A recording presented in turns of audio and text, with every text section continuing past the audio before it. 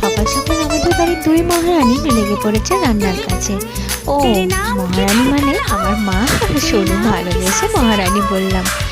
এদের দুজনের কৃপাতেই তো আমি এত সুন্দর সুন্দর খাবার খাচ্ছি আর মোটা হচ্ছি।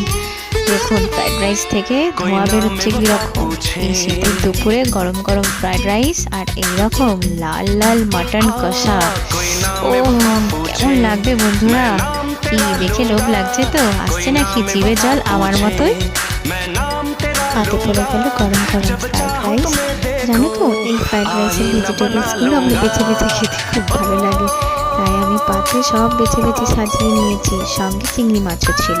আর এই যে আজকের দুপুরের লাঞ্চ হিট করা মহারানী মাটন কষা, সেটাও কিন্তু চলে এলো। ও দেখো মাটনের চর্বিটা। এই সমস্ত ভালো মন্দ রোজ রোজ খাচ্ছি আর রোজ রোজ ভাবছি কিভাবে একটু রোগা হওয়া যায়। এইরকম মাটন ছেড়ে কি আর রোগা হওয়ার কথা চিন্তা করা যায় বলো? গরম গরম মাটনের এই চর্বি কি ভালো লাগে তো নাকি তোমাদেরও? এই দুই মহারানীর জন্যে আজকে রবিবারের শীতের দুপুর একদম হিট।